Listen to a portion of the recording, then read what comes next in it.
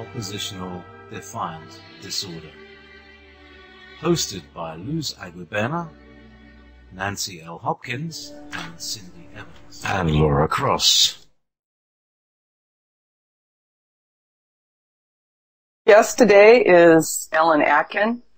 We're going to talk a bit about some really important stuff. And first off, I want to thank everybody, JP, Dave Corso, for giving us this forum to bring our disclosures to the internet world. Nancy Hopkins, Luz Augguirebene, Eva Moore, so many people in my life that have brought me to this place. And because of that, I'm bringing others along with me. Sometimes they know it and sometimes they don't. And they are opening their eyes and doing research and finding themselves in strange places. And Ellen Atkin was my first show on this on the ODD. The ODD completely describes who I am. I'm definitely not in order. So, and I think that most of us need to get out of the order and step in a different line, because I think that's what's kind of really happening here with this disclosures, with all these disclosures and all these wonderful things that are coming to light now, because the truth is actually amazingly freeing, and it gives you back the love and the joy and the peace and the kindness. Because once you're not trying to figure out why things seem so crazy in your life, you're able to just go, I'm not crazy. This really all happened to me. And I think that's a good lead-in so that Ellen can actually start to tell you her journey here and where she started and, where she is right now and where she's going. And I'm going along with her because, I'm not in, yeah. Hi. So hi, Ellen. So say hello to everybody and let's get started with this. It's so important. Okay, thank you. Thank you, Laura, and thank you, JP, of course, and to all the creators of Wolf Spirit Radio and all the future, past, present, future guests of this station, and to all the listeners. Thank you. I'm exhibiting signs of PTSD, but I know that everybody here understands, okay? I want to talk about my story, and I will relax. And I also want to get a message out, okay? Because that's part of it, too. So where do you want to start? Laura, do you have questions for the beginning, or what do you want me to say? Okay, so what I would really like you to do is kind of because Ellen and I had a show. She was one of my first shows, and I said that, I think, earlier. But I want you to kind of go through where you were at that last show.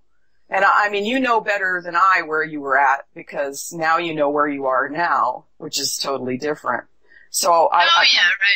Right. So I want you to kind of go back there and let's kind of revisit that a little bit, and then you can introduce the new information that you have and how that has changed the way, your perception of things. Okay.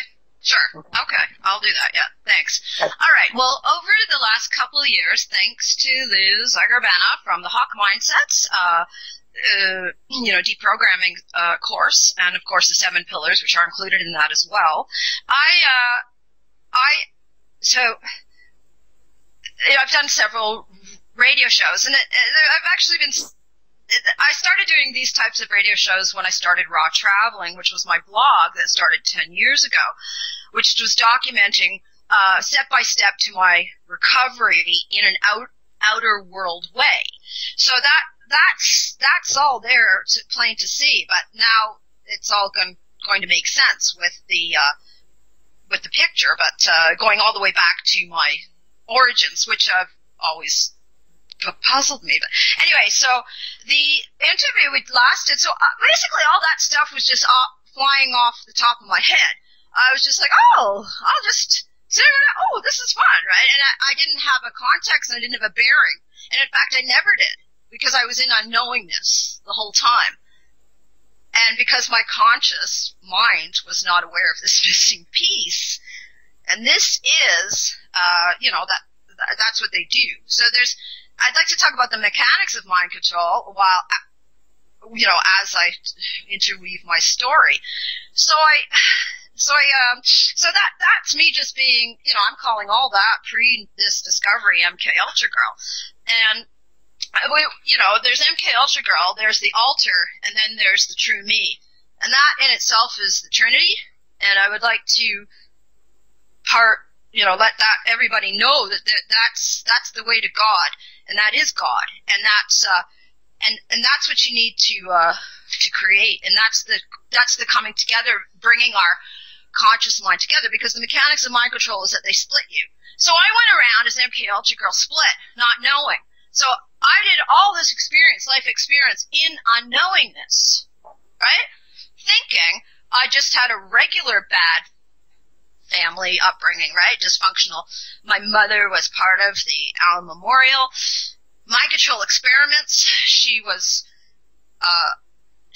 just burdened by grief and misery her whole life, unable to break the bonds. I had deep sympathy for her, but at the same time, I was trying to get my own life going, and I rejected so much of what was going on.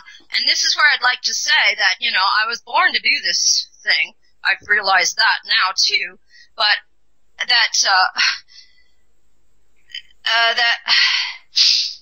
Can you give us? I can sense that you're having a little difficulty here. So okay. So I kind of want to bring you back a little bit. Okay. Okay. Sure.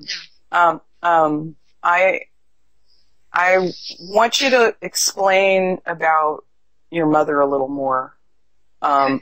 That exactly what happened with her that you knew about. Okay. Okay. All right.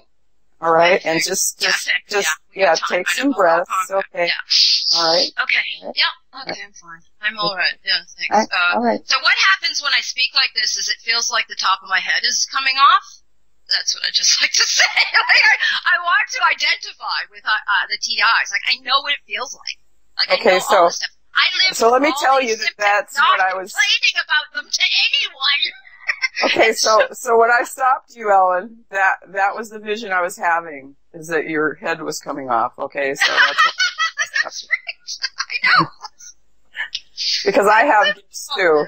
I have gifts too, and I feel your pain. This is okay. Let's start with the survivor QA. I've been through all this stuff, and I know. I just never I still don't identify with the TI community. I didn't even know what it meant 2 years ago until I started to poke around again on my mother's case. So that just started the floodgates opening. It was 2 years ago, and it was a slow opening, and I still didn't know how I fit in.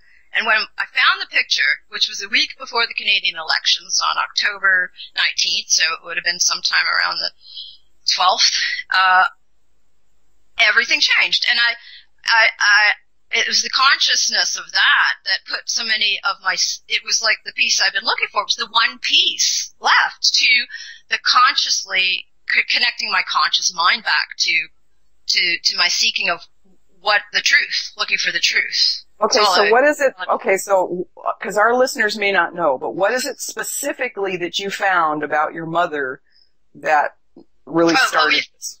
Okay. Right. I know. All right. So it's okay. Okay. It's okay. So what a coincidence everything was. So I thought I gotta get to the bottom of this, and I started to try to get records. I wrote the Royal Victoria Hospital in Montreal about a year or two before that even, because I'm like, I'm going to do this. I got to start, you know, even though I didn't really have too much time for that because I got to spend a lot of time on my business.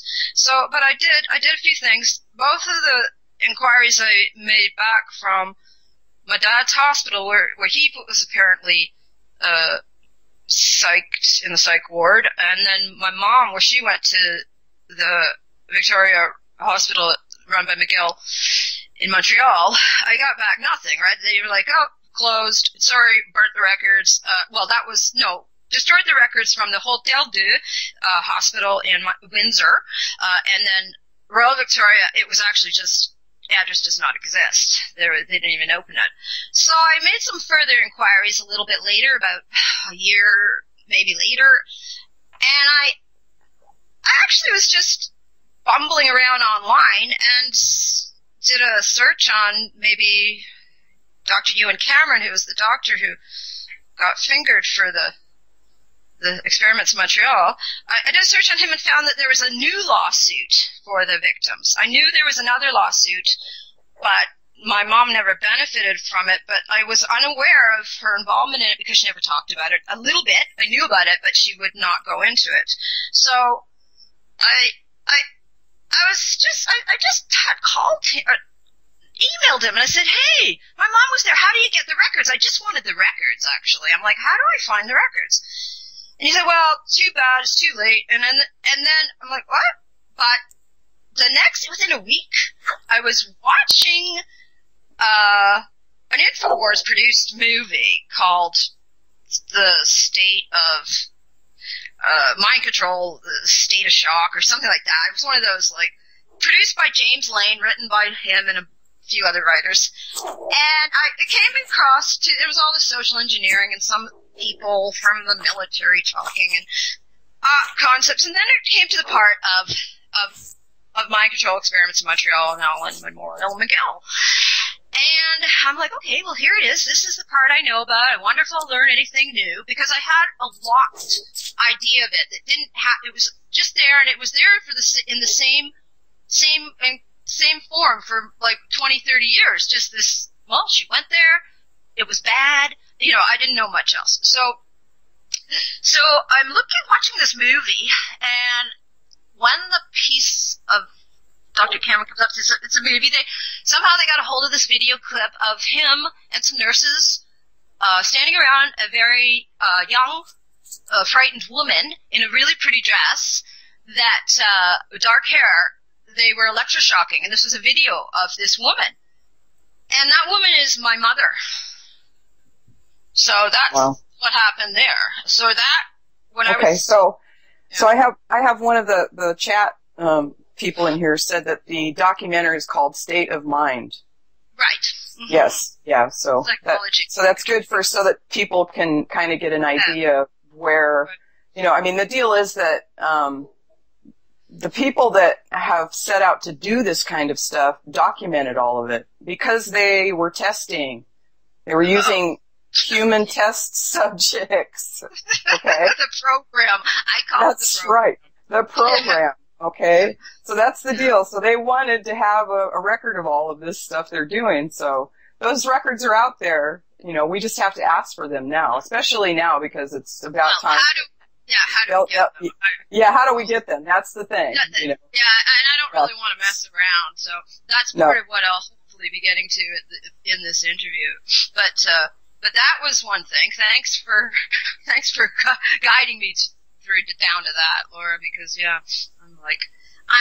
multidimensional right now, and I'm trying to. I've never. And it's exciting, isn't it? Together. Pardon me? I got a bit It's exciting being it's terribly exciting. And this is why, I'd like to interject here and let people know that, I'm not interested. One of my messages to the, TI community is I'm not interested in that, or identifying with it. I'm not at all. I've actually worked my whole life and created a real persona, which is the altar, because I never even had a beginning one, I don't think, because I don't remember it. I just had my spirit. So, because I guess they started real early on me, right? And my sister. So, yeah, me too.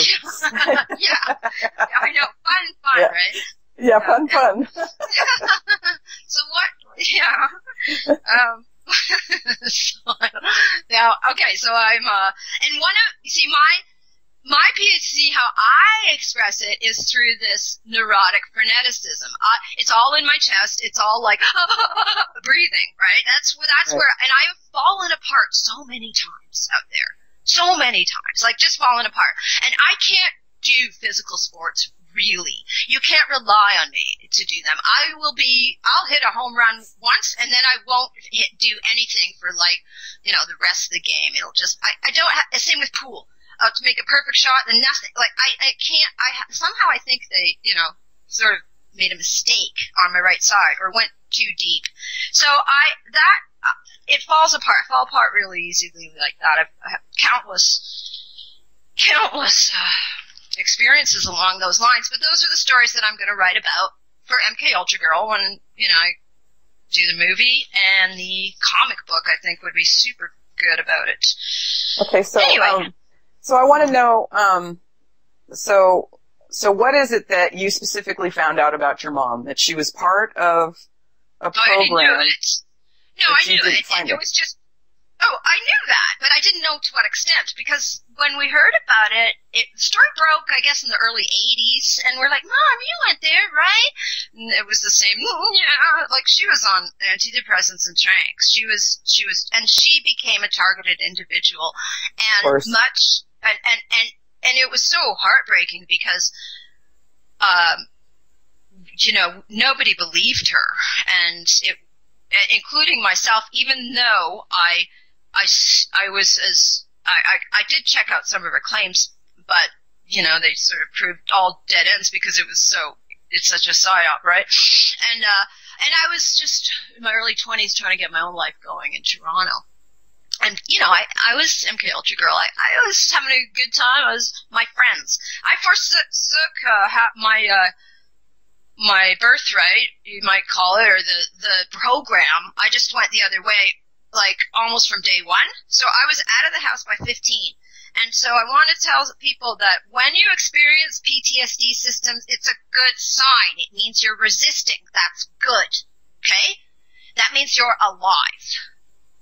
So don't think this nonsense about, calm and no. Because that means, and then you're drugged and you can't take it anymore. All the whining and complaining, I can't take it anymore. This is what I can tell people that's how to do it. So it's basically, I would like to back up into just going through the what is mental illness and what is trauma and the difference. But before I talk about that, let's talk about the mechanics of this program.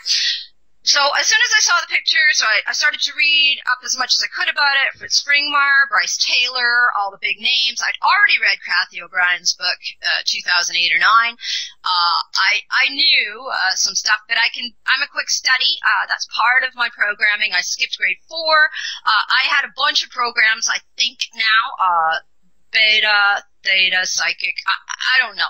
But they totally screwed up with me and my family, I'll tell you that much. They totally screwed up. We're like the rough cut Beverly Hills version of the Trudeau family. I'm kidding. Yeah. Okay, so for some of us, we don't know what that means. So explain that a little bit. But, that you're the rough cut of the Trudeau family. I mean, the Trudeau families, I'm in America.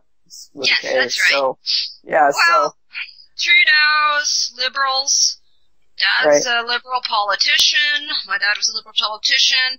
Mother is a helpless ingenue, beautiful, dark-haired, heart-centered, nothing but goodness, threatened, slapped down, put on these drugs if she dared speak. That is my presumption. I don't know that for sure. That's what I'm suspecting, and that's what happened to my mother. Pretty sure it happened to Margaret too. Margaret Trudeau was his wife, his younger wife, 26 years old. She's alive, and God bless her. and Pierre Trudeau's dead. Pierre Trudeau was our prime minister in the 70s and into the 80s. So liberal, Jesuit, liberal. Okay, there's an important thing right there. Mm-hmm. Jesuit, okay. Yes. Yeah. Jesuit liberal. Okay. Okay, and now the kids. So the kids, 3 kids.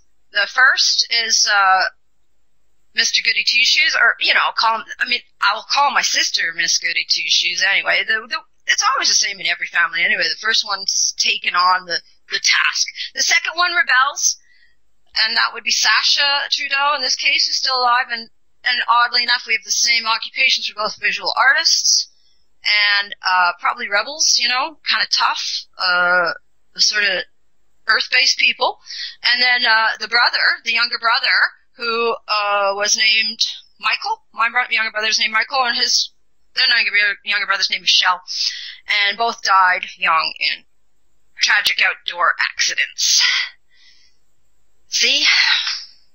There's definitely a parallel. Okay, so I kind of wanted just to add a little bit of my whole thing for some people that don't know. I was raised in a Freemason family that included satanic ritual abuse and trauma-based mind control. I was also used as a MyLab, which is a military abduction, where they would use the families of workers that were in the military-industrial complex, which my father was. He worked on the Apollo capsules and black op projects all the time, and all of his family was too. And my mother's side too was, heavy-duty Freemason. So there was a lot of planning going on in our families. There was planning going on. So think of it this way. You watch the movies about the royal families, and you get the view that essentially the only thing they're trying to do is get people married off to the right other people so they can keep the fortune, okay? Well, that same kind of thing happened in my family, except there was no fortune, okay? Yeah, I know. You owed millions of dollars. Right. They used the monitoring of our lives and made TV shows out of it. Popular culture. Exactly That's why all TIs are like, that was my life. Why did we get that? Oh, hey, what about, don't we supposed to get paid for that, right? And this is where the concept of actually being an asset comes in, like we are. Of course. We are assets, And so people need to remember that we were being created. Like you said, I was created, and then once they determined my skills, and they did this really early, okay? Yeah. Then they used me for specific types of things. And my experience with MK Ultra and the MyLabs and all of that was all part of my mind control project. I was their project. And your experience may be slightly different from mine because you were a whole different project. You had different skills. And they seem to have endless amount of projects, and everyone has their own thing because they did individually cater it. In Fitz Springmeier's book, he talks about the cages and them ticking off. That's a politician. There's going to be a teacher, and all these people go. So let's talk about the mechanics of mind control here now. What they did. Yeah. So within the last 2 months, I've gotten a whole bunch of information from survivors, testimony, all this, how it works, trauma, what it is, everyone's moving into the now with this subject. That's what I want to say, right? Everybody, and it's all happening like a whoosh. And this is what I'm experiencing now too. All this information is like whoosh, whoosh, whoosh. It's like, oh my god, really? Oh jeez. So I have to go back and re-examine my whole life in a new light because that's what it was. Oh yeah. So this is the piece. This is the missing piece. It truly is. So, but when you shot for the center of the universe, when you went into a black hole when you were a child to escape it, and your whole concept of life is working backwards down to Earth, and then you find the picture, then you become MK Ultra Girl. So that's kind of what I'm trying to get here. Yeah. And that's what I did. And that's why I have information to share, on a cosmic level, right? Because I would escape there many times. And as part of this program, I'm part of it too, because this program, this is where all whiny TIs can't get past it. You cannot talk about this program without talking about the fourth dimension, because that's where it resides. So, this is what they do. This is what, let's take this person, baby. So, they break you in two. They want to break your conscious mind away. And so to do that, they traumatize you. So they traumatize you many, many horrible ways, and I will not even talk about them right now, but we all can just read these books that people have talked about. So they traumatize you, and then your front personality, the thing that your ego, how you interact with the world, goes to sleep. It can't handle it. It's like, this is too much. So it turns off, and it doesn't remember anything. So they continue to traumatize you, and what do you have? You're just a quivering flesh pulp. You're a soul. What are you? You don't know, because your front altar went to sleep. So then they try, that's when they program you and seal you up with their Mickey Mouse, like, carnival sideshow, all based on TV type of goofy ideas, because that's what they are. Triggers and all this dumb stuff.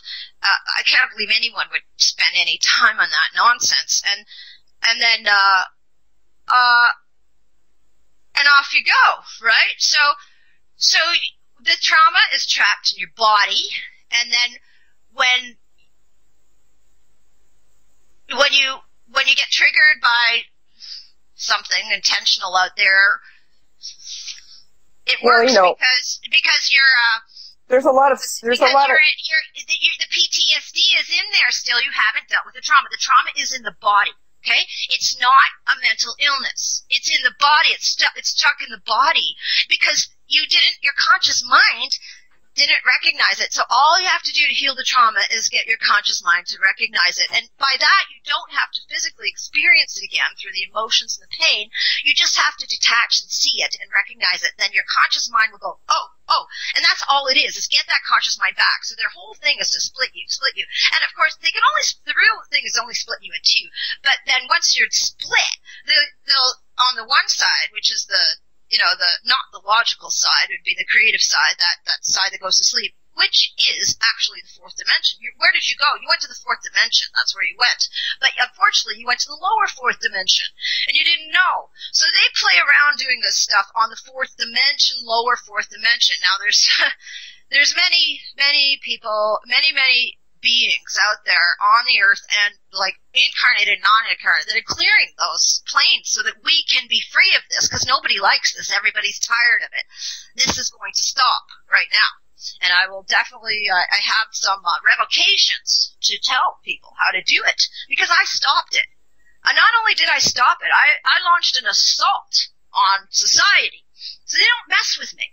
And they haven't for the last 10 years. Like, let them try, but there's a lot of stories there. A lot of it is detailed in Raw Traveling, but it doesn't really even go into it at all. It's crazy enough. I mean, the truth of my life is so crazy. And that's why. So how do you know what's the truth? You know the truth when you get a rush. When you get a soul rush. When you know the truth, right? What do you know when you know a lie? When you have to puzzle over it. When you have to think about it. So they're lying to you. So this is how you navigate through it, right? So what you have to do, and what they falsely, because nobody's going to get in my way, and they haven't for a while. I realized this stuff probably through my super psychic powers when I was studying DOS in the early 90s in Toronto at George Brown College. This hokey desktop publishing certificate I got. I got a whole bunch of good courses, and one of them was studying DOS, which is the precursor to Windows. It's the operating system. It's like it's the zeros and ones code. So I realized that operating code is what it was, what was driving these computers, and I kind of became the ghost in the machine then, and I realized how they do. But you see, I went right into that just naturally, my own consciousness. So you take your consciousness. All of us TIs, these people that have been split in two, yeah, we need healing, that's for sure. I need healing too. But I know now that I also have a job to do, and that's giving me energy as well, right? So what kind of transpired where, I mean, you were on this search for information about your mother because she was obviously emotionally disturbed. She was broken. She was broken. Misunderstood, scapegoated by your family. It was awful. Yes. Right. I couldn't help her. And the thing about it is that, I mean, it happened in my family too. I mean, my mother was a multiple, she had multiple personalities. And then I found out that there were others, hanging on the family tree that had also essentially broken and were not able to, like, regain any kind of sanity at all. And so your mother was kind of on that kind of edge where she could not, like, actually, kind of navigate. I mean, that's really what it's about. You're on this ship and you have to learn how to drive it, and you don't have any information. Nobody's given you the freaking codes to do it, right? You don't know how to navigate because she was pretty much disassociated my whole growing up. She was disassociated. She never had hardly her conscious mind cooked up the whole time. So they want to keep you in a state of disassociation just to confuse you. All you have to do is hook up your conscious mind and you're way to the races. But this is where you get all freaked out because the truth is stranger than fiction. You go, no one will believe me. Well, that's because of the outer matrix lie they keep trying to shove down our throats. Well, that's over. It's all over. It's all done. So I kind of want to get to a little bit of the feelings because I know with my mother that a lot of times I was mothering her, and I just wanted to know if that was happening with you also. And I know I had I was a lot of stuff. I was the one who left with her to go to the shelter in a women's shelter in Toronto when I was 16. I'd already left home when I was 15, come back, and I'd left again, and she called me back, said, I got it, help me please, I gotta get out of this. And I'm like, okay, Mom, I'll do it. I mean, come on. It just broke my heart. So I do have a message of kind of like grow up, become adults, please, people. Like, stop staying in this child traumatized state. That, create your adult, create your own altar, and to make it an adult, though, right? And deal with the PTSD. I did. Yeah. I dealt with all that stuff because I knew I was a multidimensional being, but I kept that part quiet. I didn't even care, actually, because I choose to be an artist, so I didn't care what people. I don't. I can express myself any way I feel like because I'm an artist. And no one's going to fire me because that was the thing. That's where I've always been. It's like I'm going to be who I'm going to be, and if somebody's offended by it, then I guess they're offended. Right. And isn't that a common concept? That's what I say. If I'm offending somebody, then I'm doing something right because like I said, you don't get the truth from sitting back and going, oh yeah, what that person said. Oh yeah, what that person said. Oh yeah, what she said over there. It was this huge story that we wrote ourselves.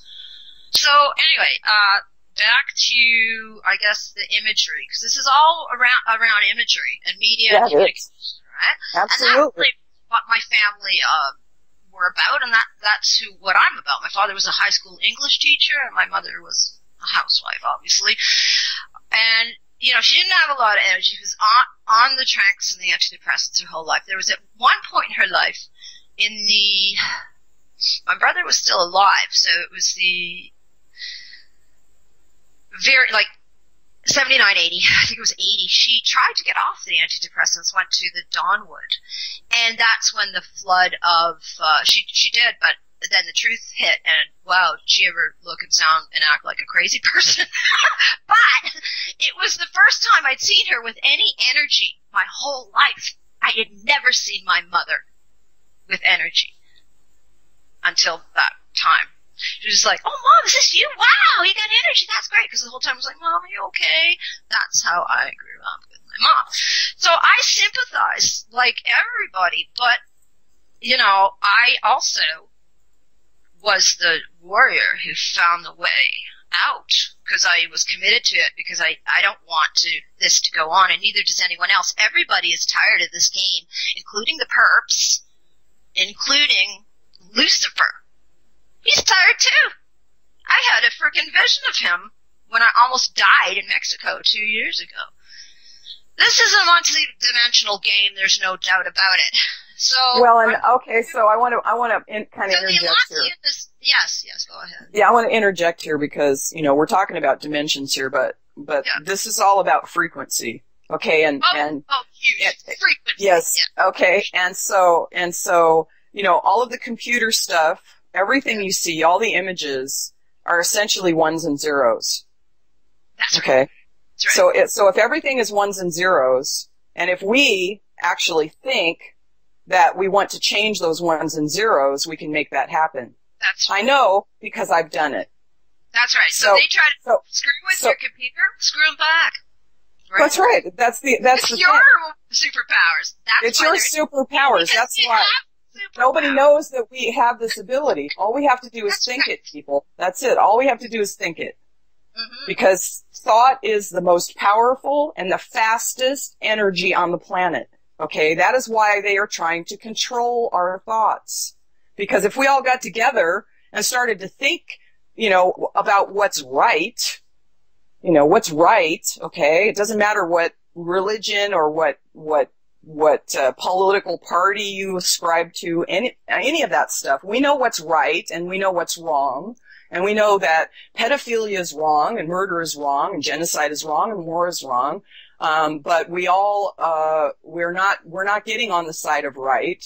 We're just going along with their wrong all the time. I'm not, but most people are going along with the wrong. That's why I'm trying to speak out about my past and what happened to me, because what happened in my life is the extreme end to what's happening to every single citizen on this planet right now. We're all being mind controlled and manipulated.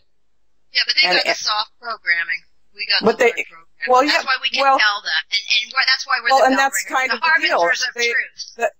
That's why I'm saying, you know, we're at the extreme end here. But this is prevalent all through. I mean, if it wasn't prevalent, you wouldn't see them trying to pass laws to make it okay to have sex with children, right? I mean, it's right? Over. It's over. I declare it over. I command all alphabet agencies like the CIA, JTF, FBI, and CSIS, and all affiliated agencies and designates within those agencies to stand down. Stand down, all trauma-based mind control, black ops. Yep. All monitoring and surveillance, all subtle energy directed maliciously, all electronic weaponry against my person, my being, I, Ellen Atkin, in the ever-present moment of now, present and explicitly direct this order to all such perpetrators who, in knowingness or unknowingness, have intention, past, present, and future, through all current and parallel timelines, to cease and desist all such activity against my person. I do hereby command, and so it is. So be it. That's what I say. Sister. Yeah. Amen, sister. And brothers, man. You know? Sisters, yeah. Like, I mean, I have no as far as I know, I have no brothers left. I have no family. My family's gone. They've killed all my family. Go straight up. Go right through. Break that. This is the last piece. All the warriors of the truth have they've cleared the lower astral planes as far down as they can go.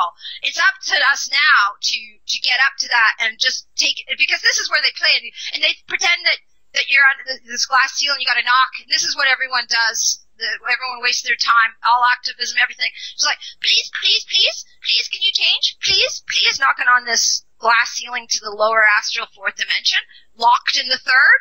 Oh, please, please. No, that's not it at all. That will repeat the cycle, and then because you're not owning your own divinity. You're not owning your own truth. That goes beyond the fourth dimension. And in order to go beyond the fourth dimension, just shine your beam up there, all the way, fourth, fifth, sixth, all the way. The dimensions really aren't this great, grand thing. They are just pathways through to space, and space is where the action is. And the space is connected to us through the black hole in the universe, which each of us carries. It's a spark of life. That's a spark of Creator, Great Spirit, God, Brahma. Okay, so this is interesting that you mentioned that black hole, because I recently was told that I'm a galaxy, right? I was recently told that I'm a galaxy, and it's my belief that there's many of us that are part of that black hole, that we need to go back to our galaxy. And we can't do it until we get what we need to do here done. This is our freedom, this is our liberation, this is it. This is it. This is it. We're doing it. Yeah. So fellas, take this step, please, because it's only up to each of us now to end this program, to take that back the fourth dimension. And if you have, everything is going to be, I mean, do you want to be told any more about how you're supposed to dress or walk down the street and what you, like, all this BS? And I've known that my whole life, and I've actually created a true, sovereign reality for me. I mean, I don't get very far because they block me all the way, but they can't block me going business to business. And that's how I make a living. And I congratulate and thank every one of my true clients that support me, and they do. And I can speak like this to them, and they're fine with it. And if I can do that, then every one of you can do that too. So, but I know a lot of you can't even get out of bed. Right? Yeah. Yeah. Yeah. Yeah. Or get away from the TV. You know? I mean, I go into the bars, right? I don't watch TV, but I go into the bars, right? And I do like to watch sports on the bar, at the bar, right? So as soon as I get in there, I sit down and immediately I'm just like, I'm glued. I mean, the people come up to me and I'm just like totally like in lock with the freaking TV so bad that I can't even pay attention to what somebody's saying next to me, and I'm like, holy shit, girl. You need to look over there for a minute, you know? 'Cause they got you. But it's okay, right? Yeah, it's okay. Yeah. So people are asking about what your business is, so you need to tell what your business is, okay? I know. Okay, no, this should blow everybody's mind. In the last 10 years, I created a business. I decided when I was 13 years old, I'm like, what am I gonna do? What am I gonna do? I was tossing it up, and I'm gonna be a photographer or a musician. I kind of thought of actor, but I'm like, and I chose photographer when I was 13, and I took some courses back then, but because I had to break with my family, I lost the momentum that I had going with and the support, and I just became MK Ultra Girl. And I thank all my friends, really. And I have to also say that there's a connection to me with Dutch people. They've helped me out my whole life, so I want to acknowledge that right now. A lot of Dutch friends and a lot of my clients too. I don't know why, but that's just one of those things. Because I don't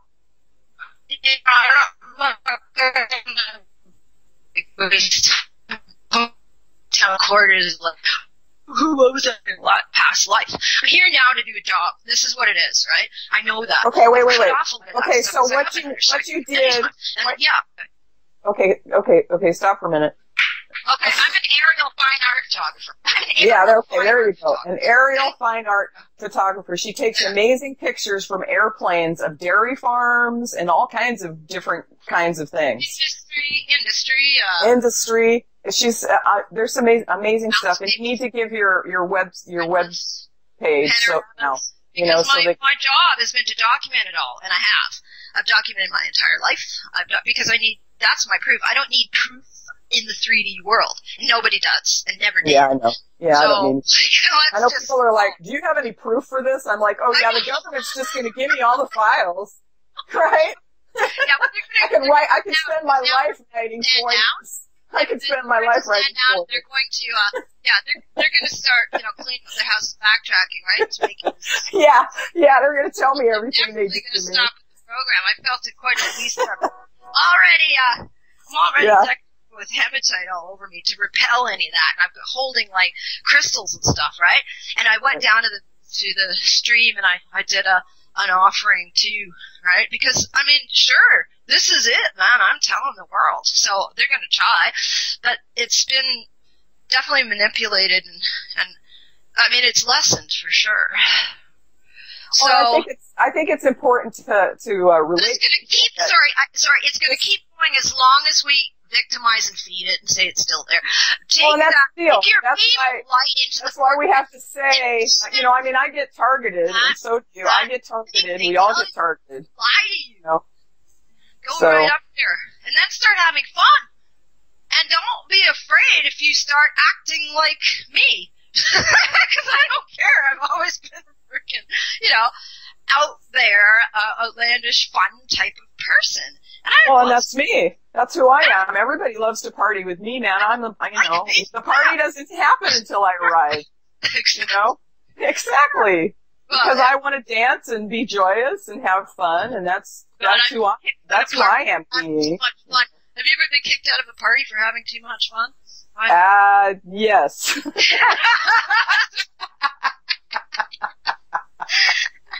But I was never arrested, so. Oh gosh, don't ask me that question. Those are stories for MK Ultra Girl. The stories just blow your mind, but I just sort of tucked them away and carried on and created very, very, normal things. That's why I never wanted to identify with being a victim, because it didn't work for my mom. The psychiatrist, all that did not work with my mom. That was the thing with me. I never felt I was a victim. I just figured, oh shit, I was here too. I was playing a role there, so, I can choose now, because I know differently, not to do that, not to play that role anymore. I get a choice about it. And I think my dad and my mom did a lot of work that way, even though they were totally screwed up themselves. But they did a lot of work to kind of steer me down a path where I wouldn't totally lose my mind. We had that discussion, about our parents. Amnesia too. Well, they certainly were, right? Of course. My mom's story makes more sense. My dad's was the most secret, and that's what I'd like to find out the most about. Because he was the instrument. He got us into it. Obviously, my mother wouldn't want to get us into it because she'd already been through it, was traumatized, into like this pit of hell that she lived in. She didn't want that to her children, and that's why she was so broken, because she knew what happened, but she couldn't do anything about it because they threatened her, of course. And this is how I've deduced it, that they probably threatened her. And so when this is going on, it's like that picture, I was about 6 or 7, wasn't 8 or 9, those insights. I don't know what they mean. I don't know where it was. But I think, you see, I'm like, okay, so who was really that person in my life? Who was that person in my life? So oddly enough, my father was a real sycophant. He wanted to be so important. He wanted to be called a professor. He didn't want to be just an English teacher. He wanted to be respected. He loved politicians and he loved priests. He tried to get into the seminary when he was 16, and then within a couple of weeks he was in the mental hospital in Windsor. And so everyone heard was nervous breakdown. I've been calling third, fourth cousins, trying to get more information. Not much, but it's piecing it together. Plus, I found out I come from a very good family on both sides, which is good. But I knew that, but I wasn't able to identify because I went AWOL when I was like 15, right? So, it's like, I'm sorry, I know you need help. But my mother kept trailing after me because she needed, because she was so crazy. I know, and we have many people with that. What do you do but not take care of your freaking mom, You gotta take care of your freaking mom. Her doctor told me that she put her back on more higher dosage of meds after that, trying to get off the meds when she went to the doctor. Right. My mother put her back on. Okay, so I think that we need to make like a parallel here. Okay, I mean, I know for me, my mother was dealing with mental illness. I was dealing with my mother's mental illness, and I was dealing with my own PTSD and lack of memories. Right? So what are we? We're superhuman. Yes! I know, wake up, folks. Because we're sitting here and we're laughing about it. Yeah, we're sitting here and laughing about it. Finish it off. Yeah. The message I got from one of the higher dimensionals was to, get out of the child and become an adult. So create your adult altar. Anything. Look at, if you want to, just get a bucket of water and a squeegee and some dish soap and go out and to ask people if they want their windows washed. I mean, that's all it is. You just pick yourself up and you be the best you can be. And this is what Absolutely. I do. And I learned that. Too. And people appreciate it, especially conservative Christians. They understand. The funny thing is about me too. I mean, I kind of work doing all kinds of different things, odd jobs and things. And, those things are really rewarding to me, even though for some they may think that they're kind of demeaning jobs or whatever. But I really value every bit of work that I have, in a way that, most people don't think. Everybody seems to think that, well, they're trying to trap us all into poverty so that we have no choice and that we take their drugs or we go to their, but there is choice. Well, yeah, we take their drugs or we work at the war we plant. Shut up and pretend that or we're a cop and we're an order follower, or we go in the military and we're an order follower. We go into the medical profession and then we follow orders there too. Oh, and let's not forget the educational system. Oh, geez, yeah, right. Oh, God. Yeah. Right? Not even get me started on that one. Right? So really, these systems. we have 5 things. We need to have things on. We've been talking a lot about how bad it is. Let's talk about how good it is, because in reality, if you go out and test your faith, it's 90% divinity or more. I've done it. That's what raw traveling was about. And in fact, my whole life is 90% divinity.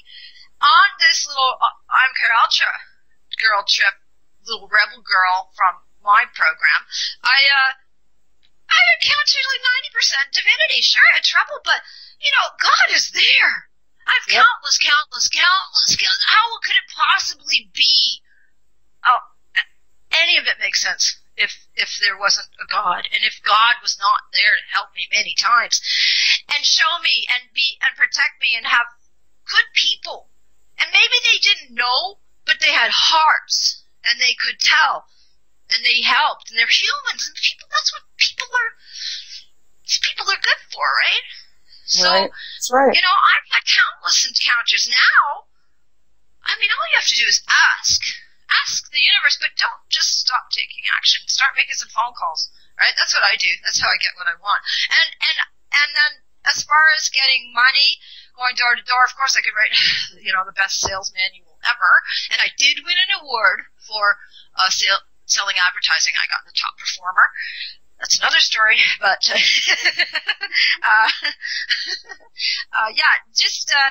be the best you can be. I have a few words that I use, very simple. Hi, my name is Ellen Atkin. Always introduce yourself first. That's what I do. I do that. Hello. I always say, hello, my name is Laura Cross. I always say, right. Hello, my name is Laura Cross. Yeah, people don't even call me Laura. They call me Laura Cross. Right. Oh, it's Laura Cross. I'm like, hi. Be yourself. Stand up for yourself. That's right. That's right. Strong. I'm joyous. I'm happy. Let's dance. Despite all that turmoil in your stomach and your guts. Well, that's it. I could do like a show on all my physical ailments that I never knew where they came from. Now I'm like, maybe that's yeah. It's me too hard. I think, it's the thing about it is that we're at this point where we kind of don't want to share the information that other people really want to hear because it's like, that's really downer stuff. But for me, it's not really downer stuff at this point. I just kind of, it's That's just, is what it is. I'm telling you, it's a Joker game. Stop being afraid. It's like I'm not afraid, and it doesn't, it doesn't like, produce. Oh, that's all you've got? You're just trying to make me not remember? Right, well, I don't even care if I remember. Blast! Fear. I've already been there. Get out of my way! Get out of my way! I'm not pretending that I'm more than just who I am.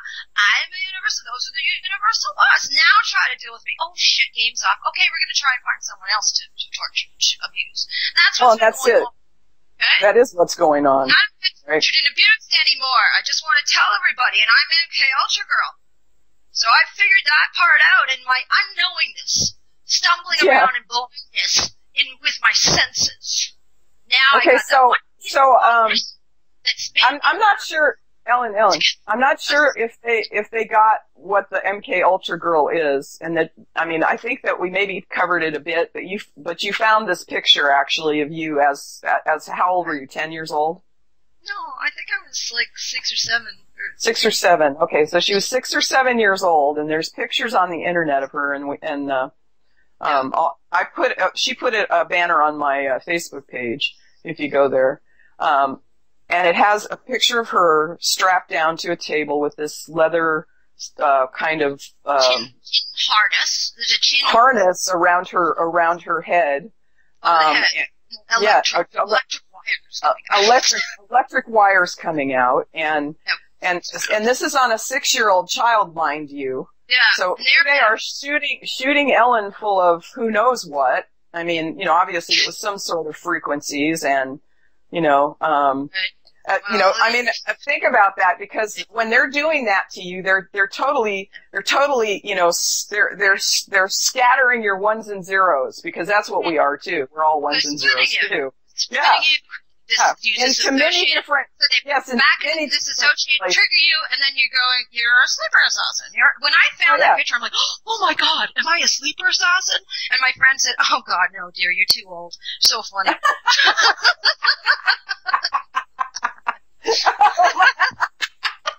Too old. Oh man. Wow. See, most people wouldn't find that funny. It has to be, it's an MK. The humor. Do you know my family? We had to take breaks. We were at war with each other constantly, but we had to take breaks. We would sit around and laugh about how crazy we were. Between the craziness, we laughed all the time. Oh yeah, that's right. I had no choice. Right, or get this. When I was 15 and I started having hypnagogic hallucinations about, demons, headless demons coming into my room, I started to go to a hypnotherapist. I don't know what happened with that. Nothing. It went nowhere. But I also went to a psychiatrist because I don't know. My mother was really on the fence about therapy. She's like, you need therapy. You can do therapy. And I'm like, well, I don't really know if I want to do that, Mom. It doesn't look like it worked for any. But I did go to a psychiatrist for a little bit when I was 15. This guy was named Verholtz, and he lived in a suburb of Toronto there, close to us. He looked like this little mini Freud, right? I swear to God. He sat there, and he didn't say a word, and he'd take notes. So I'm talking to him like I'm talking to you now. Anyway, the diagnosis came back. Neurotic psychotic, right? And my dad opened it up, looked at it, and laughed. Like, that's how acclimatized Stark family were, like, ha ha ha. But he never told me what happened to him. So I'd like to uncover his programming, because he got me into this, and my sister. By the way, I would like to take So we're going to have to take a break here soon. Okay, thanks, and so you can get some tea, calm down a bit, I won't be calming down. I know you won't be calming down. But it's okay. It's called being alive, right? You're right. Yeah, you're right. And I don't medicate myself. The thing about you is I'm aware of it. The first time that I talked to you, Ellen, you were so angry and you were so in pain. Anger, pain, all that. I went through a whole life. That's why people are. And now you're just like happy and you're. I know. It's such a fragmented life. Thanks. For memories type of thing. But now it's all together, makes sense. And I'm even amazed that I did this, because I think this is all about my dad and Marshall McLuhan, actually. I know that's so funny, but it is. Okay, so after the break, we'll cover some of that about Marshall McLuhan, because some people may not know who he is, but he had lots of things to say about communication and engineering. Yes, social engineering. Yeah, which fits all into this whole thing too. Exactly. Yes. Okay. Yeah, and I need to mention too that, all of these programs like Agenda 21 are all really similar. They're all designed to break your spirit. Okay? That's my message before the break. Okay. Yeah. Yep. So, give us ready? a good sign. Yeah. Thank you. Got some Annie Lennox for you. Here comes the rain again. Yeah. Go ahead. Hi, we're back. Thanks for that great song. I'm always walking in the rain. Sometimes I'm running in it. I really like the rain. Except now it's a little toxic, but let's just bless it. Let's bless all of it. So we have no more toxicity on the planet. So be it. Some people are wondering about the MK part of MK Ultra, because a lot of people are not familiar with that. And I wanted to say that. Okay. Yeah. So do you want to say something about that? Because a lot of people are not even familiar with any of these things, So. Okay. All right. Well, that was it's all out. It's just way too much documentation. I heard about it for years. Even my mother knew this point, and she was not in politics, but it is the Nazis. It was Project Paperclip. They brought him over from Germany after the First World War. That's not by any means where it began, but this is, where we're going to start. The Nazi Project Paper, they brought over the scientists to America, hid them, and they continued their work. So this was front cover story was to, create a better soldiers, so to protect ourselves, but it's actually just an interdimensional war. It's the black and the white, it's the good and the evil. That's what it is. So, I don't want to play around. I don't have time to waste with, all the stuff, right? Every single system needs to be retooled, right? Well, yeah.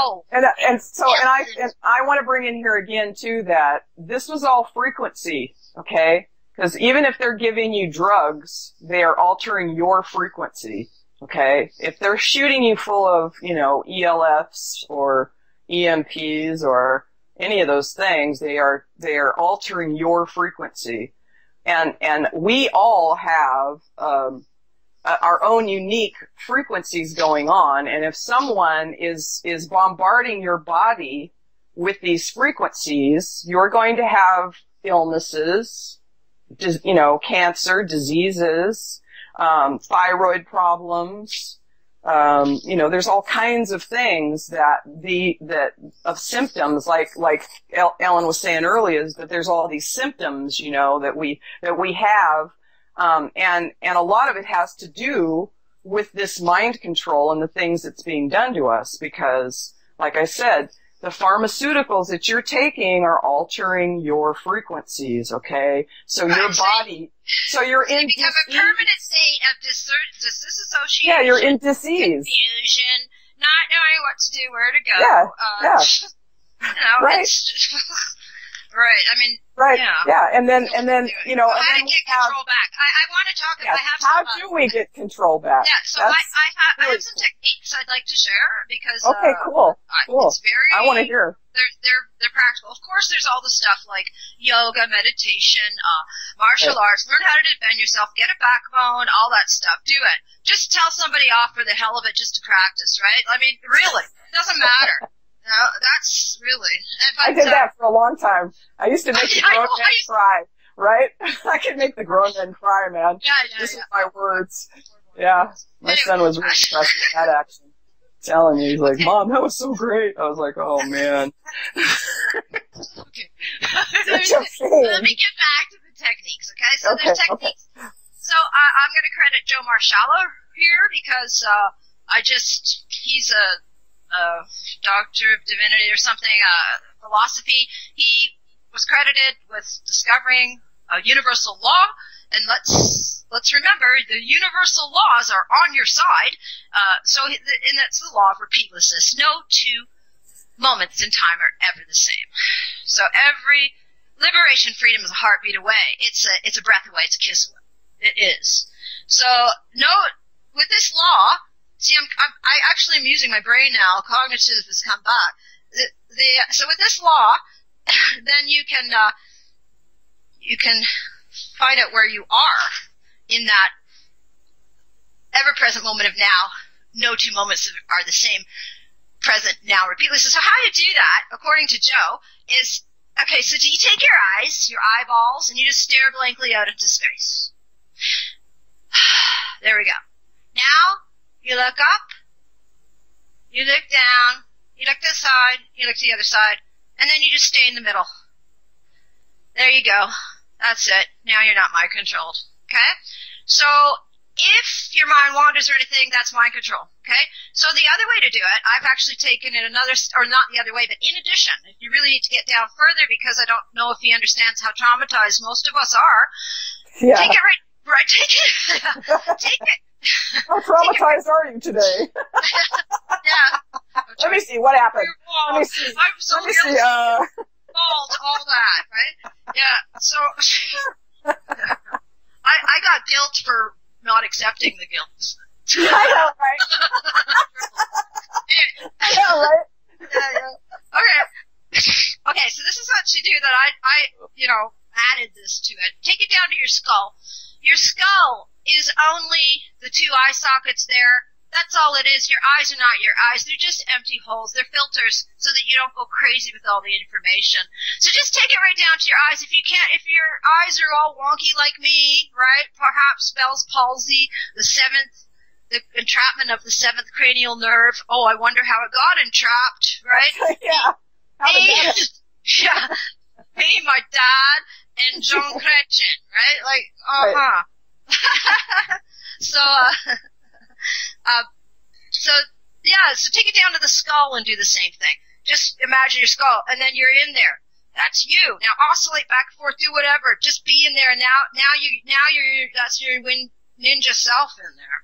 So anything else from being identified with that on the person body is mind control.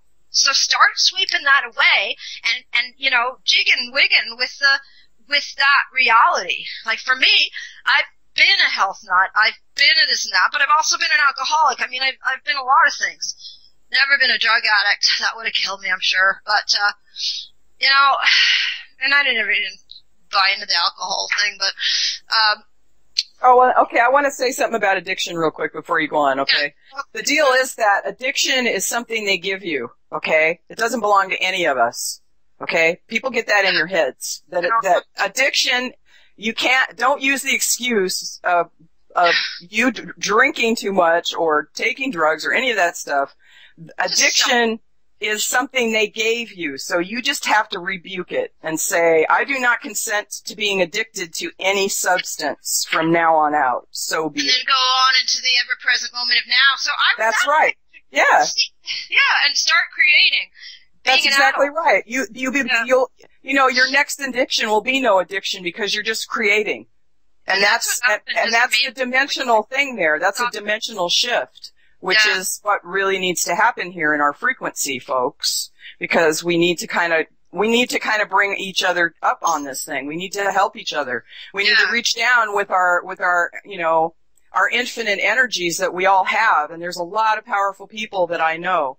JP and Nancy and Stephanie and Jude and I mean just all people that are trying to raise us up out of this abyss because that's what's happened. They're trying to pull us down and we're not going to do it. These little buggers. Look at me what I'm talking about right now, standing them down, facing them down to the buggers, right?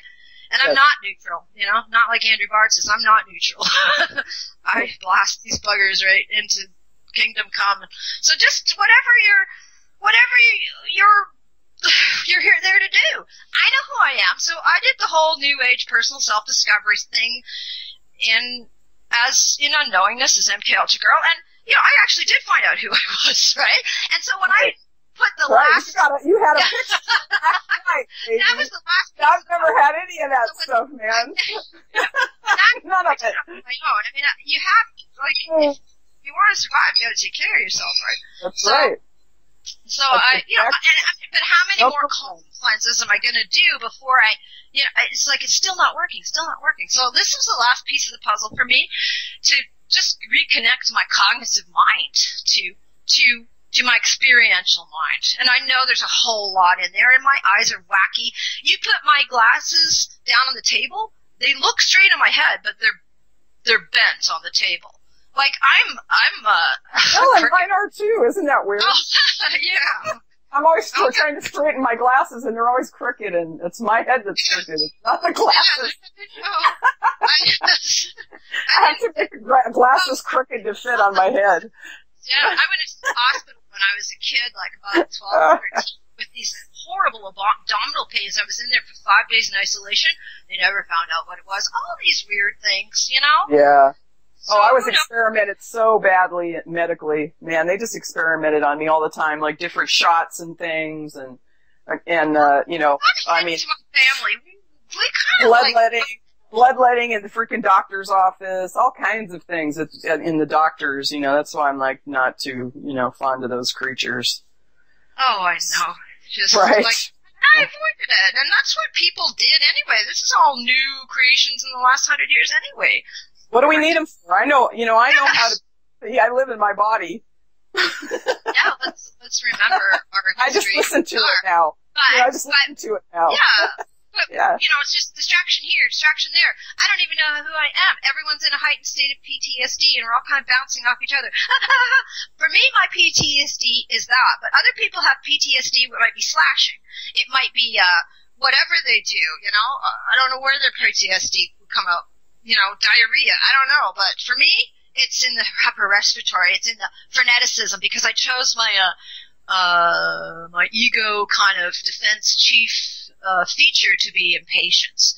I did get a reading from this entity called Messages from Michael. Shout out to Shepherd Hoodwin. Helped me a lot, and I do understand that there's a contradiction with that, some of that astral stuff. I do try to keep it down to the minimum. I've been so screwed around by psychics that I don't like to really partake there. But that reading was quite good, and it let me know what my mission was. So when I found the picture, and I thought, oh my God, that's what my mission is. So it made me realize, because I already knew who I was, and I'm just going to say it.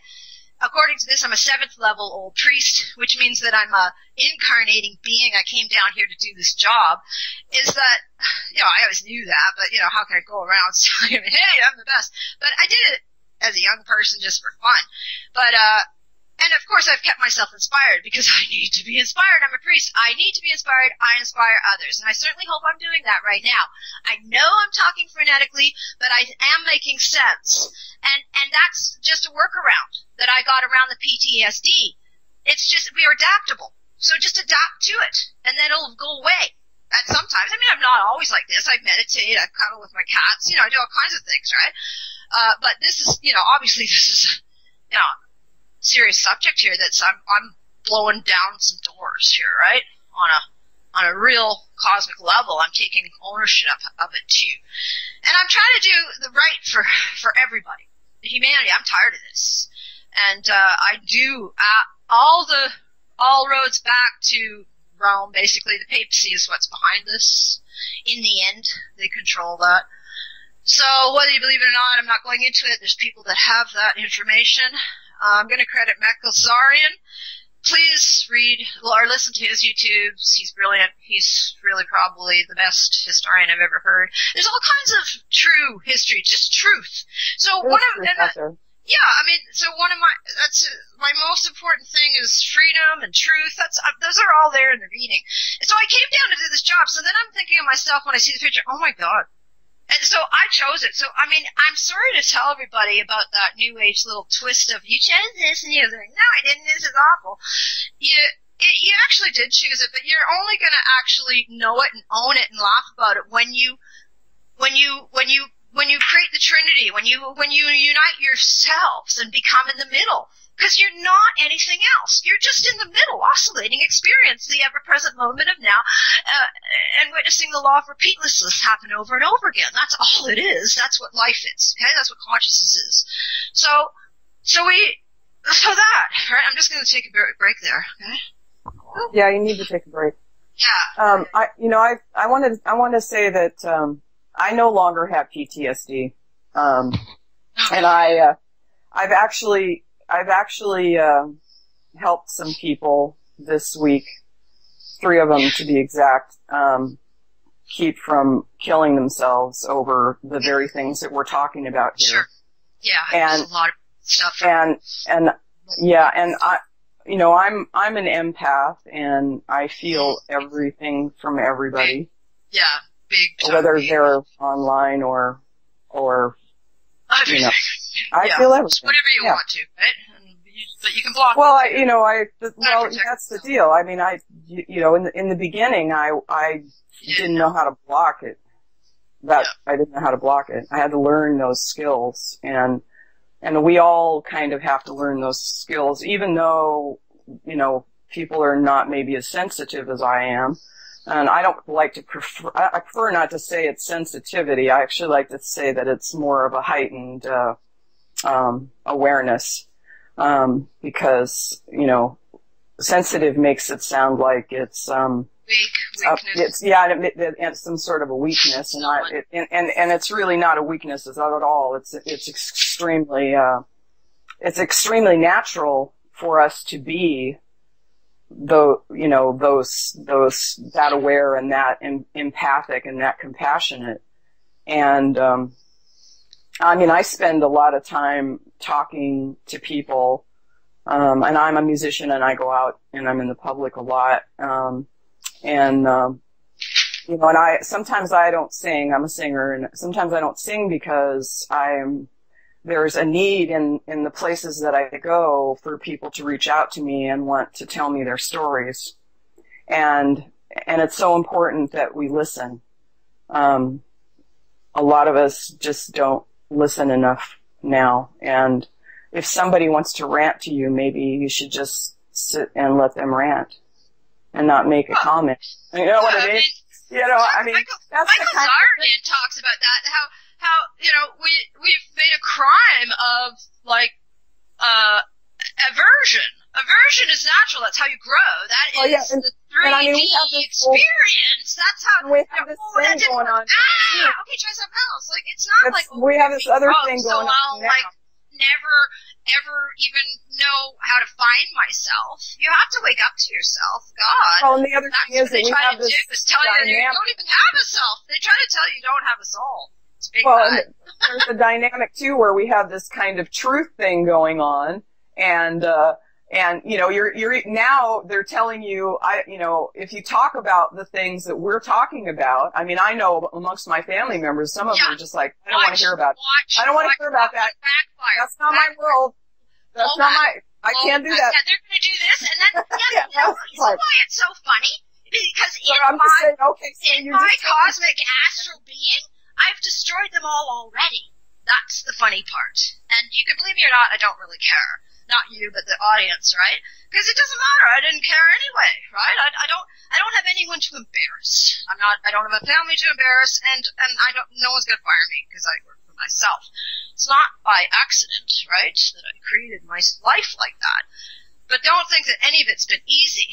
I've never been allowed to flourish or thrive. Really. I did it all on my own, except with the help from my friends. I'm crediting everyone who helped me, right? Well, and that's the thing, we have to, because we're all helping each other here. I wouldn't be to the place I am in my life and as happy as I am and as content with myself as I am if I didn't have many other people, putting in their input and showing me the way with their wonderful, beautiful light. Oh. Totally. Thanks to all the survivors who remember their stuff, so I can go, that probably happened to me because of my symptom. But I haven't remembered anything. That's why I still have the PTSD. I will allow it to unfold on its own. And this is, I think, it has to be true. That you can't. Yes, it does.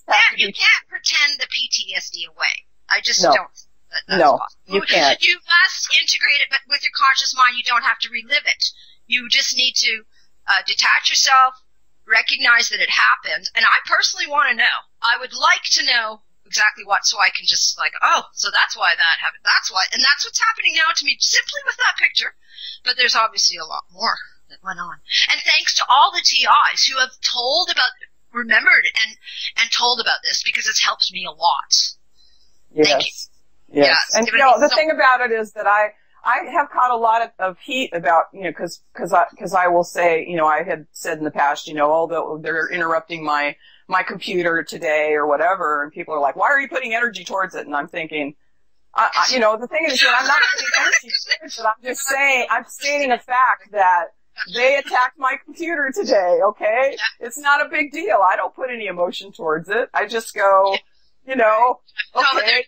I'm driving to the club the other night, and, they're hitting me in the side of the head with a stroke weapon. I'm not putting any energy towards that, because if I had, I would not be oh, God, hit by a stroke and I'm barely alive. I mean, I've been through all this. If I was putting energy towards their stroking me, then I would be dead. And I'm not putting energy towards it. I'm saying I'm not putting any energy towards it. I'm taking that and turning it around on you and sending it back. That's what I'm doing. That's what I'm doing. To that, you build your psychic defenses all the time, all around you. Oh, yeah. And that's the deal. I mean, that's where I'm at now. They're just like, don't even attack me. The black magnetic rocks that, like shungite and hematite and all Oh, yeah. Oh, yeah. And I got the shungite in my rock. I got it on my phone. I got it on my computer. Yeah. So, there's tips and techniques to do it, like practical, right? I'm not just talking. And that's, that's all like, whoa. But I've gone in and out of knowing this my whole life. I forgot, as Michael Zarian says, on many things. That's why when all this is coming, I'm like, oh, I knew it. Yeah, right. Oh, right. And that's also, in my opinion, when Andrew Bartz talks, and he's calls himself a galactic historian, brings up subjects like, you're from a praying mantis planet in like 500 galaxies away kind of thing. It's like, what? Where did you learn that? But that's why people actually, and I included, right, resonate with it. I sense that's true. So when you sense something is true, that's your cue. Don't disbelieve it. Yeah. Truth is a rush. And that's right. You're absolutely right about that. You need to put that in some really cool words so we can make a freaking meme out of it or something. No, everybody take everything I say and work and run with it. You all have my permission. Hey, look what I did with MK Ultra Girl, right? Well, let's get back to that story, right? Look at what I did. I dominated the media. I beat down Marshall McLuhan. All that whole Gutenberg Galaxy Medium is the Message crap. I beat them all with that picture. So let me tell you the story, okay? Okay. All right. So when I was a little girl, my dad loved Marshall McLuhan because he was an intellectual. My dad was just this nutty kind of, fervent intellectual, like a lot of schizophrenics might be, right? Like real smart, Yeah. But crazy, right? And so he was an idea man. Although he was a brute, he was, he was kind of built like a redneck or something. He was fat and tough, but he wasn't that way at all. He couldn't even hammer a nail.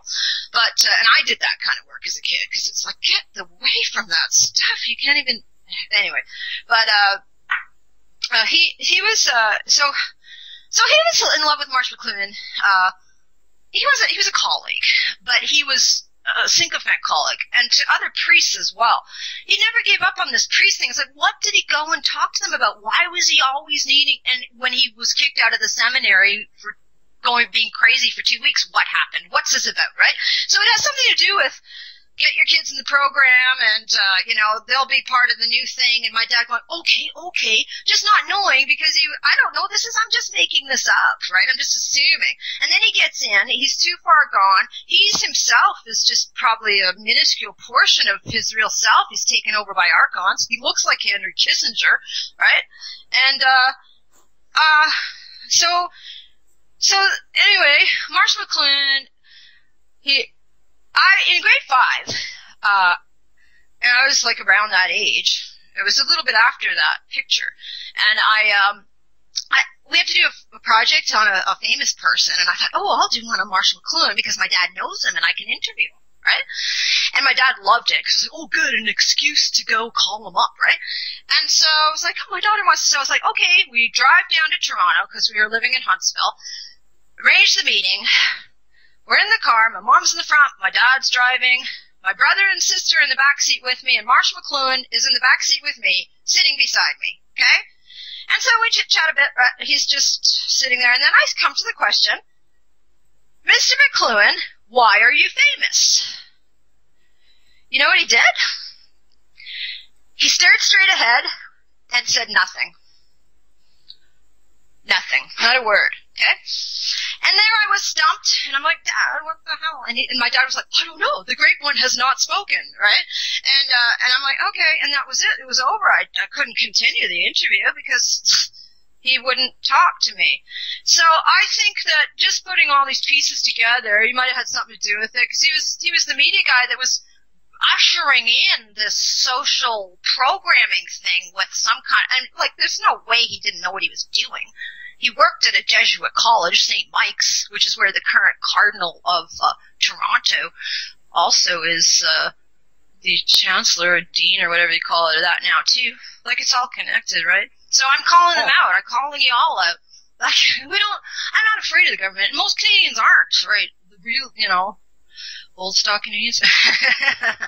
Oh man. Canadian politics is funny. But you see, why should I be afraid of it when I was kind of built for it? I was a page. My dad got me he wanted me to be successful. That's all they said. All he said, I want your kids to be successful. No roadmap, nothing, no support. Oh, what does that mean? So he got me into being a page in the legislature in Ontario in 76 or something. And I learned a lot about politics then because I took it in, and because I'm empath and all that. And yeah, so there's a part of me that's like, and so I've always never felt, it's like, I saw what they did. They'd give each other fingers across the floor, all kinds of rudeness. And I'm like, oh my God, so I just go after them online. You should see me. Oh my God. I'll go to my blog, rawtraveling.ca. All through the election, I was just like calling Harper out. But I'm pretty sure he was involved with this too. I have dreams about him, like dreams where I'm canoodling with him, like cuddling up. And it's like, what the heck? I never voted for the guy. And like, it's, these stories are the fourth dimension. So that's where and I'm like, I'm like going, no, that's not cool. It happened with all the A-list movie stars too. But it was an alarm bell. It's like for me, it wasn't like, oh, a guy just had sex with Brad Pitt. It's not like that. It was like, what? That happened again? Why is that, right? And it's just this beta sexy thing. I owned it in some ways, and maybe that's why. But fourth dimension. So let's remember, it's fourth dimension. The dreams things. And that, we all know the whole cesspool Hollywood thing is connected to this too. There's so many altars, deceit and lies. Only Roseanne Barr is talking about it. Yeah. So, yeah. And why is she talking about it? Why is anyone talking about that's it? Like, deal. what do you need is to that know? Everybody that's in the public eye that is talking about it is part of it anyway. So it's like, they let them talk about This is our story. This is how we've conquered it. Yeah, I know, yeah. So, I mean, it's like, I'm trying to tell everybody, like, what I did it with that story. It's a great sacrifice, but it's also a great plan. So here he is, Mr. Mo, and here I am cracking away at my little Ellen Media empire, visualizing, getting nowhere, totally dissed by the, liberal left agnostic crowd. And, granted I didn't go to school, get a certificate for any of this stuff, but, it's only the Christian conservatives that actually, and they're my main customer base, right? Because I was a little bit too crazy for, I don't know what, but they sure stole my ideas. They don't mind stealing your ideas. Anyway, I've always been on the edge of that, and now it's fine. I make just enough to get by. I'll never get rich with this, but my company is for sale. I have many aerials. It's all documented for 10 years over British Columbia. So that's for sale. I'd like to do more of this work with MK Ultra, going back through the records. No coincidence that I recorded my life, became a photographer, and have all that information. So, I mean, I can make all kinds of things, just my life is the content, and I kept it for this very reason, unconsciously. So I want to do that, make the movies, and in the spirit of exposing, giving everybody the keys. Only through the way I did it. I'm not going to tell you how you're going to do it, because it's just, well, the way I did it was worked with my particular energy frequency, like my natural one, right? My real one, not the one that they screw with, right? So, I mean, and that's, I'm feisty anyway, right? Like, but other people aren't feisty. They're mellow, and just do it the way it's going to work for you. And do those tests and exercises and everything. And don't listen to anybody unless it's ringing true, right?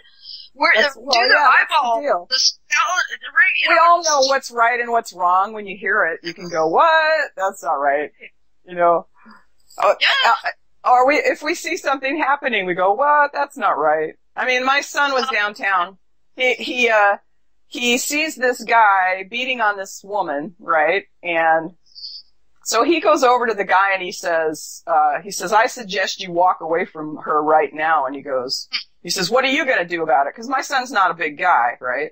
Right. And, assassins so he says to him, he says, well, I have a gun right here in my pants. And he said, and if you don't let loose of her now, I'm going to pull it out and shoot you right in the head. Right?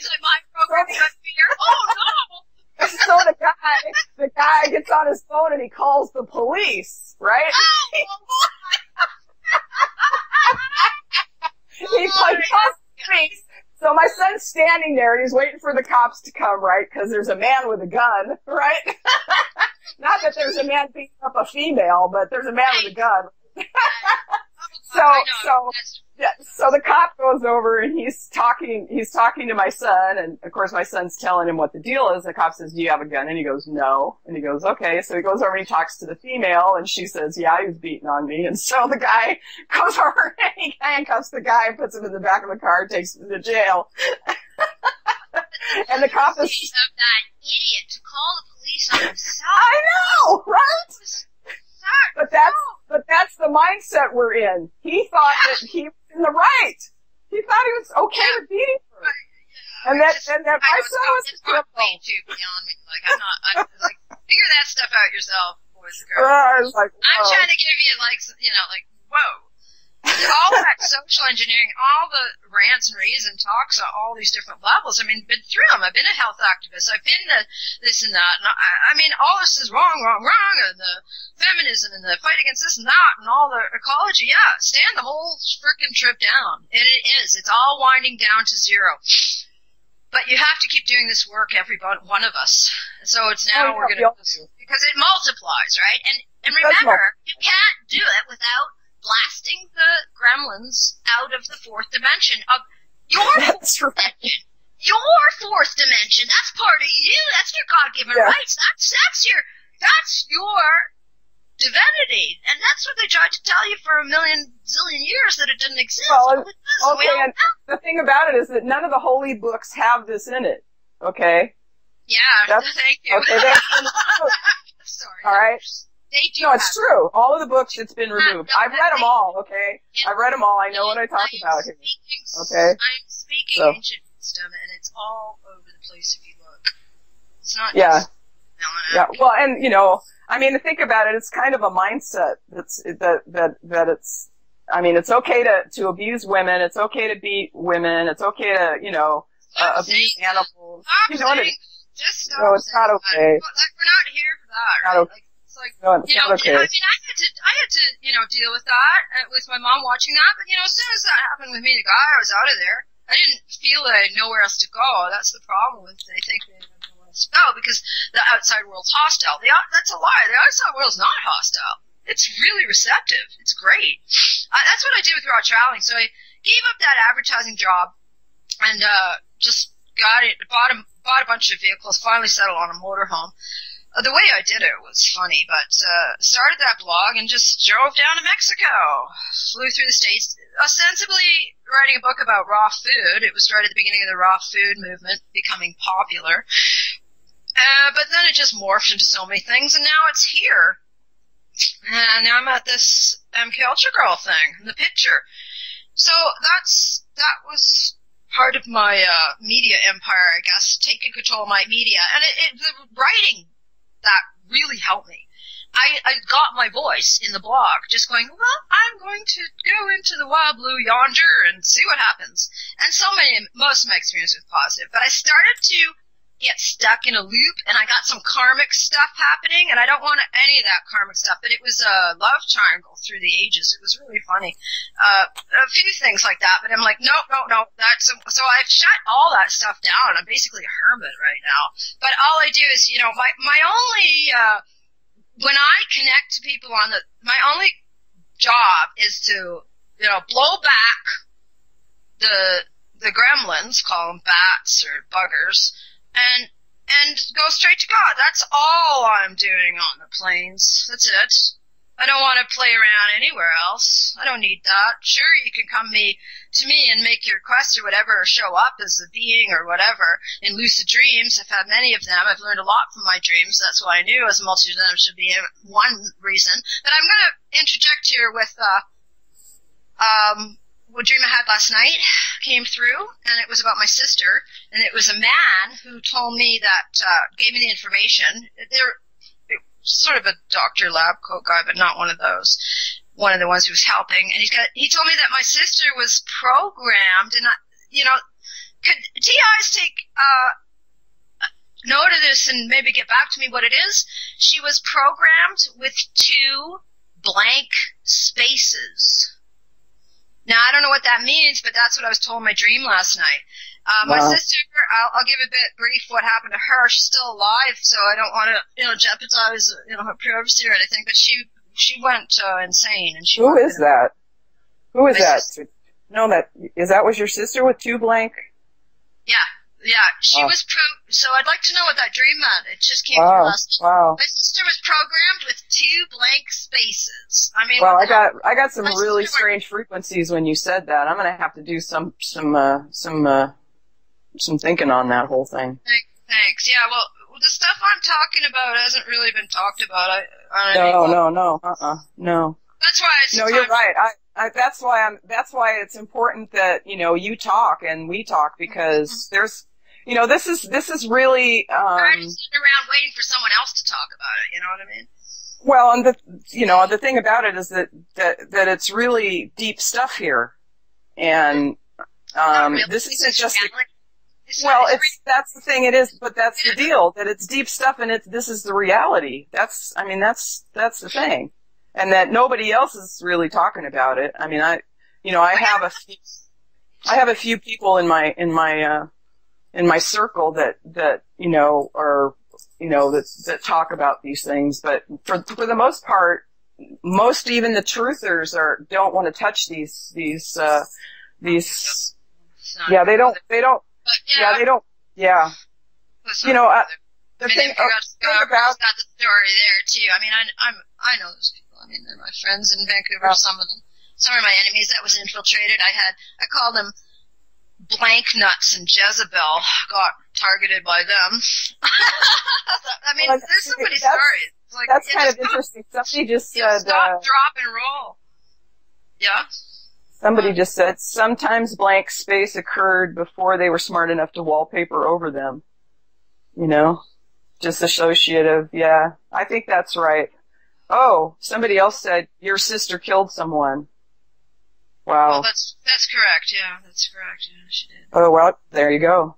See? Mm-hmm. I mean, there's confirmation all the time, right? Because somebody knows a piece of information about something you said. One little sentence you said, and then it's like, bam. Oh, there's a confirmation of it. It's not right? Yeah. So it's, but unfortunately, she's more than just your truth and my truth here. This is the truth for a lot of people. So my sister is right deep in there, and I'm like, gunning for her. She won't talk to me, or she got mad at me, hung up with me last time, but because I was triggering her with some things about this. But so that's fine. She's okay. But part of this liberation is to liberate her. And 100% of psychiatric disorders, it's a total fraud industry, are actually undiagnosed trauma. So we need to start treating trauma. Trauma is a physical thing. It's stored in the body. It's not a mental illness. That's right. Exactly. You're right. So that's the deal. Thank you to one of this is given to me. This is information that I've just received from a dear friend who is also a TIA. Thank you, everybody. Right? I'm not going to mention her name because she's going to write her own book. Right? Everyone's coming out with stuff right now. I'm going to mention Matthew Pauly right now. I'm going to give him a plug for his book. You go to my website, go to my blog, rawtraveling.blogspot.ca, and you'll find the review and the link to Matthew Pauly's book. He is currently really scared out of his wits in his home in Toronto. Was just this haphazard series of events, his own PTSD, which, started because he was trauma disassociated as a child, as a rape, and then it just, they'll just take anybody. So this guy is a computer programmer. It turns that got targeted by the JTF, which is the Joint Task Force, agreement signed in the 40s, and they program him all this terrible stuff, but to be a sleeper assassin. Wow. And he's trying to defend himself without understanding any of this stuff. Right. He had that accident. He had an accident that was identical to the gang stalking accident that happened to me. His accident was identical. Yes, right. But that was his friend. That was his friend? Yeah. That was identical. So as soon as that came out, I put stand-down order on this JTF guy. Scared for Matthew Pauly, the author. But, I know what I'm doing here, and I think it works. So, and also I know I was the only one who, the RCMP won't help him. CSIS, which is our CIA, won't help him. And no one will help him because they won't acknowledge it. They say there's no proof. There's tons of proof. Like, what a joke, right? Just call it off. I'm calling it. We're the boss of this show. That's kind of the deal. But I think, so for me, it's like this. I've called it off for myself, right? And I'm calling it off for everybody in my circle and on the planet. Sure. Yeah.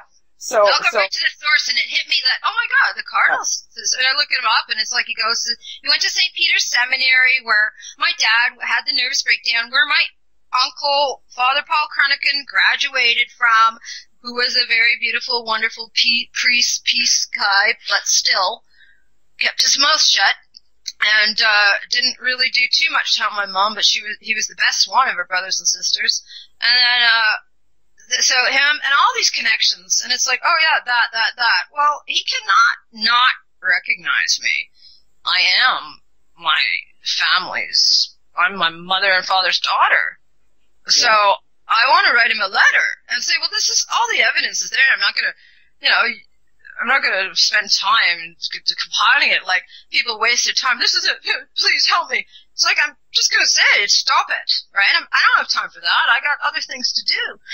But I will confront them and say, your time is up. So I'm not quite sure I'm going to do this. There's a letter I'm thinking of writing or a meeting I'm thinking of calling, but you really just must go straight to the source of the problem. You have to deal with it. You have to have courage. You have no idea the courage of these warriors out there that are fighting on our behalf. So now we're going to finish the job. So Matthew is a warrior. So yes. Ellen, Matthew is a warrior. So what's the name of his book?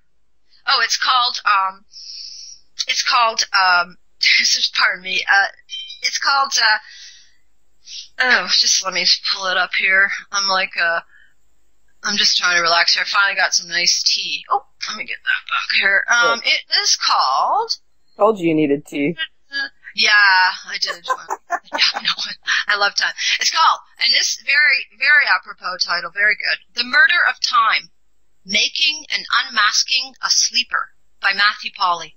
And this is my review. Okay? And it's on Lulu.com. This is my review. I said, At what point will the flood of recall, testimony, and understanding by so-called survivors of the so-called program tip over into the matrix?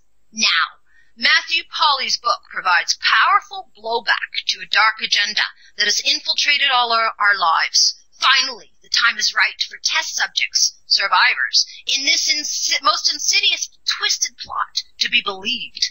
You will have to reorder all of your perceptions of the world around you while you read Matthew's book. Do it.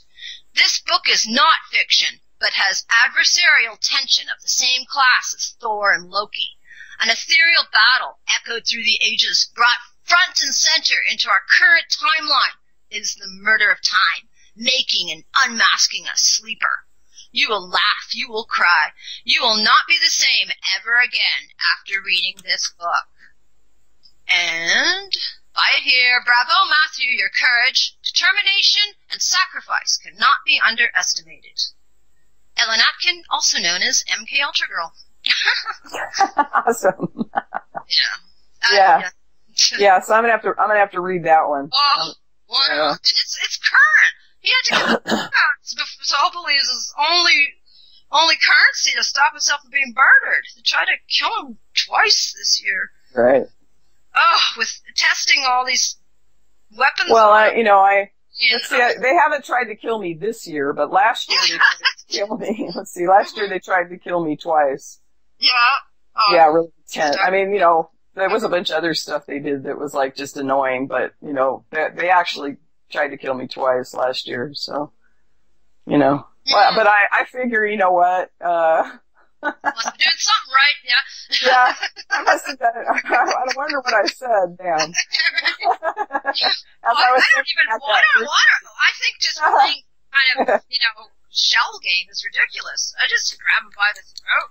I just go back to hell. Now, so that I just bundle up all that energy that comes at me, and I just go, whoa, I'm sending that back, and and I got this other crap energy laying around here that's making me feel bad. I need to just throw it back at them.